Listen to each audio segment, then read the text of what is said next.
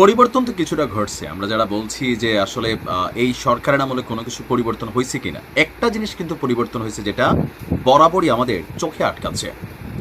আগের সরকারগুলো যে যখন ক্ষমতায় ছিলেন কোথাও না কোথাও সর্বশেষ আওয়ামী লীগ সরকারের আমলে কোনো বক্তব্য যদি ভুল হইতো সেটার মধ্যে কঠিনভাবে থাকতো। অথবা ধরেন একটা বক্তব্য দিলেন, পাবলিক প্রতিক্রিয়া হচ্ছে, তারা কিন্তু ওই জায়গাতে স্টে করতো। বাট এই সরকারের মধ্যে আমরা দেখছি খোদ সরকারের প্রধান উপদেষ্টা ডক্টর মোহাম্মদ ইউনূসও মাঝে মাঝে ফেসবুকে পোস্ট করেন, যেই পোস্টটাতে জনরোষানল হয় বা জনগণ রিয়েক্ট করে, সরকার তখন ভয় পায়, সমালোচনারই ভয় পায়। আর ওই সময় সরকার একটা অবস্থান নেয় যে পোস্ট ডিলিট করে। আপনি উপদেষ্টা মাহফুজকেও দেখেন একই কর্মকাণ্ড বেশ কয়েকবার করেছেন। এবার সবশেষ এই তালিকায় নাম লিখিয়েছে আমাদের সরকারের অন্যতম শক্তিশালী উপদেষ্টা ব্লুটুথ বয় আসিফ। এখন আসিফ যেই কাজটা করছে সেই কাজটা কতটুকু যৌক্তিক? টোটালি অযৌক্তিক। কারণ আপনি যখন সরকারে বসছেন আপনি কোনো দলকে রিপ্রেজেন্ট করতে পারেন না। আপনি যতই বলেন যে ভাই আমার অমুকের সাথে সম্পর্ক নাই, তমুকের সাথে সম্পর্ক নাই, আপনার কর্মকাণ্ডে কিন্তু সেটা প্রকাশিত হয়ে যাচ্ছে। আর যখন প্রকাশিত হচ্ছে, ভালো দিক হচ্ছে সমালোচনার ভয়ে পোস্টটা ডিলিট করা হচ্ছে। কি এমন পোস্ট যেটা ডিলিট করতে বাধ্য হলো উপদেষ্টা আসিফ? ঢাকা বিশ্ববিদ্যালয়ে আপনারা জানেন যে এই মুহূর্তে ডাকসু নির্বাচন চলছে।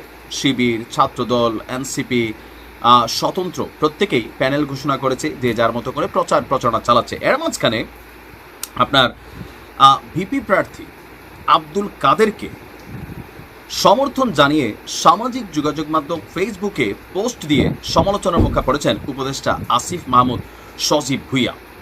বিকালে আব্দুল কাদেরের একটি ফেসবুক পোস্ট শেয়ার করেছেন আসিফ মাহমুদ। লিখেছে, ডাকসুতে ভোটার হয়নি, তবে ভোটের প্রার্থীর আধিক্য দেখে মনে হচ্ছে ভোটার হওয়া উচিত ছিল।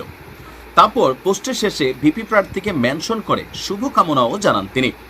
আব্দুল কাদের বাংলাদেশ গণতান্ত্রিক ছাত্র সংসদের বাকছাসের ঢাবি শাখার আহ্বায়কের দায়িত্বে আছেন।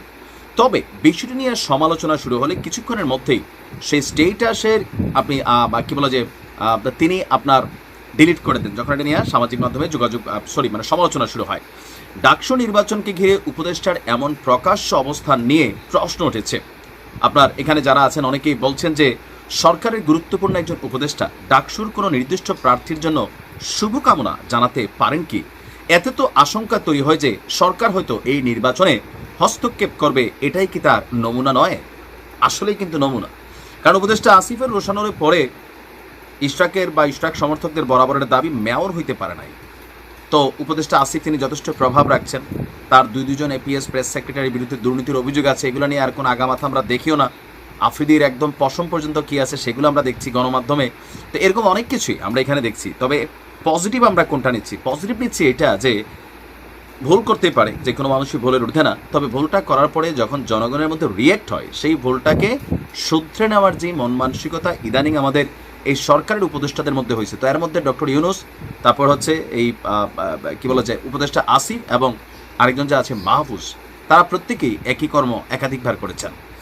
তা আমি এটাকে পজিটিভলি দেখছি যে পোস্ট ডিলিট করা কিন্তু কোনো প্রার্থীকে সাপোর্ট করা। প্রশ্ন থেকেই যায় যে আব্দুল কাদের যদি বিজয়ী হয় তাহলে এই বিজয়কে নিয়ে প্রশ্ন উঠবে যে পেছন থেকে কি এই সরকার নিজেই কলকাঠি নাড়ছে আব্দুল কাদেরকে জিতানোর জন্য? এই প্রশ্ন কিন্তু থেকে যাবে। তারপরেও দেখা যাক, আমরাও চাই ডাকসুতে একটা সুষ্ঠু নির্বাচন হোক। ভালো থাকুন।